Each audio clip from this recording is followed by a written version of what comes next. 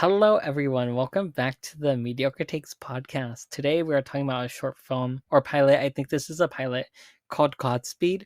This is actually made by the same creator who made Final Space. I never watched Final Space, so I don't know if it's any good. So, yeah, let's just get started. Marco, What? I was gonna talk about that. Oh, my No, bad. it's okay. I It's stole your thunder. okay. All right. Well, before I do the recap, I did want to say this pilot, as Marco said, is from the same person who created Final Space, which was a pretty successful and well-liked cartoon before being canceled. Ooh, shock. This is his most recent project. I did do some light research, and it looks like he found a small studio that's interested in making it a whole series. I don't think anything's official yet, but according to the Kickstarter update I read, there is something in the works. Okay, now to the recap. During a mass evacuation event, Iris gives her ticket up to a little boy. 2 years later, she receives a message from her uncle that leads her to being rescued from the planet. After conversing with the ship's passenger, she decides to go on a mission to find her parents. The beginning scene of this pilot was so good, specifically the scene where we see June and her son looking at Iris before she gives June's son her ticket, and also how we hear Ryan's voice while that scene is playing throughout. It was just really well done. I really love it. Like, that scene stole this entire pilot for me. If you were in Iris's situation in the beginning, would you have given your ticket to that kid? See, I think I'm too selfish. Yes! Yes! I I agree with you. I don't think we should be. No, because we're putting ourselves in that situation. We know that something whack is going on the planet, presumably something that will, like, end it, and this is our one chance to get out. And what, we're just supposed to give it to some rando kid from this rando lady? But should we be proud of that? I don't care. The planet's gonna end. What? Like, not everyone has to be noble. Yeah, you have a point. Like, if it was my niece, then of course, that's just a random kid. Yeah, whatever. Anyways, the scene where Iris finds the two dead people was really sad, and then she wrote her name next to theirs, that said "Never forget us," and I enjoyed that a lot as well. What did you think was going on in that house before, like, leading up to, like, right before you saw the hanged people? I assumed they just like ran out of food or something. I don't know. That was my assumption. Okay, because immediately when I saw that, like, happy end of the world banner, I knew it was going to be a Heaven's Gate type event. The thing that did surprise me was that there were only two people, and not, like, I honestly expected sort of an event, and to see it was two people. Understandable. I feel like it fits with the story and what they were going for. I'm not saying that I would have preferred to see more dead people. I'm just saying, like, I kind of expected it. It just comes with the territory. Like, end of the world, obviously there's gonna be a bunch of dead people. Like, it's kind of expected, you know? Of course, obviously, there's going to be mass sewer slides. Yeah. Bowie is someone I enjoyed, and I like how silly he is at times. However, I feel like there was a bit of a weird tone shift between Bowie and, like, the people who committed suicide. It just felt a bit weird. I don't know. I just feel like it either needed to be a bit less silly or a bit more serious. Doesn't that just mean the same thing? A bit less serious? Okay, whatever. Just forget it. No, they do mean two different things. Okay. They can be similar, but not the same. Yeah. Good point. Kingslayer kind of surprised me because cat people is something I'm not really interested in watching, you know? Okay. Why is there a cat man? Like, okay.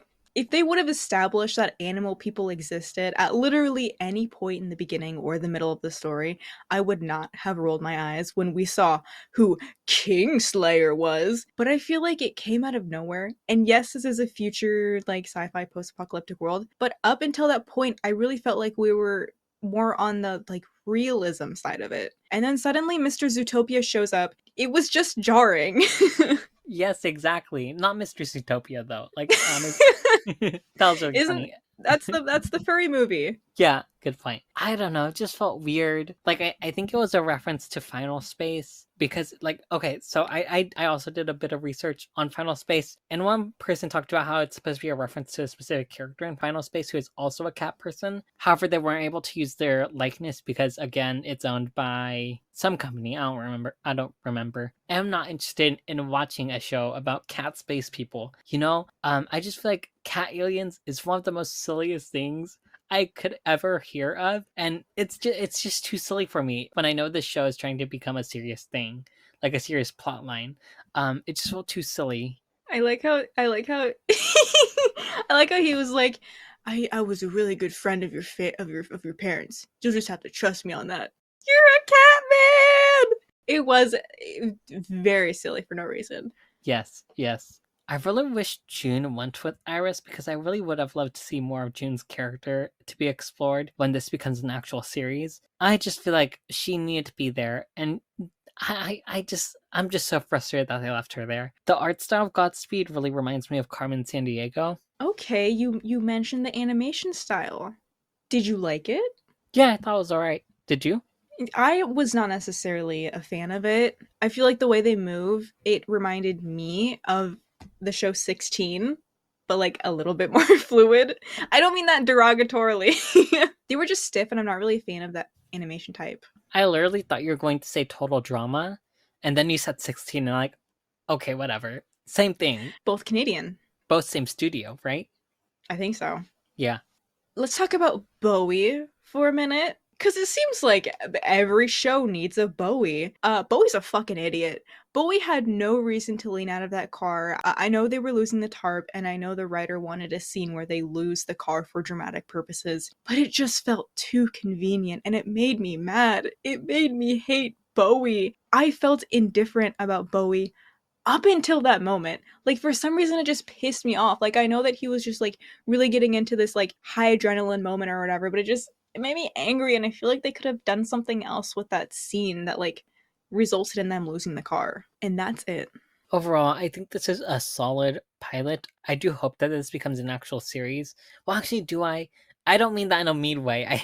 I mean, sorry, We all have our preferences. that sounded really bitchy of me, like really cunty of me, and not in a sly way, like I've said before. What I was trying to say is, if this ever does become a series, I feel like it's not something I'd personally watch, just because, again, the cat people felt too silly, and this isn't a comedy. And I also just am disappointed that we didn't get to see any more of June at all. And yeah, I don't know. I feel like I would have been more interested in this if the characters stayed on this planet, because I know it isn't Earth according to the creator or whatever. But instead, they're going to this like they're doing this like space exploration route, and I'm just not sure if that's something I'm really interested in watching either. So yeah. So are you proud of me, Marco? For what? I went this whole review without talking about how I thought that maybe June and Iris should kiss. You should have said that after we finished recording. Oh shit. But like, I purposefully didn't put it in my notes because I was like, I can't do this again. No, I feel like you have to do it every time. Do I? Yeah. Am I becoming too predictable? It's not you being predictable. It's being expected of you. Okay, it's a tradition. Yes. Yes. Okay. Well, maybe they should have kissed. Yeah, most of my notes on this were on the negative side, but I don't think it was a bad pilot. I just don't think I'm the target audience, which is surprising because canonically I love sci-fi and space. But there was just something about this that I just couldn't jive with. It was a handful of small things that just really made me not stick to this pilot. But I hope nothing but the best for the creator and for the future of this show. I want to say the same thing because I sounded really bitchy, like I said before. So No, it's okay, Marco. no, I just sound like such a fucking cunt, and I just want to make it clear that I don't. That's okay. I'm not being a hater, It's okay to be a hater. but I'm not being a hater this time. But if you were, we'd love you all the same. Yes. Anyways, you guys, if you want to send us a voice message on Spotify for podcasters, there'll be a link in the description below. We'll also have social media on the description, and that's everything. So goodbye.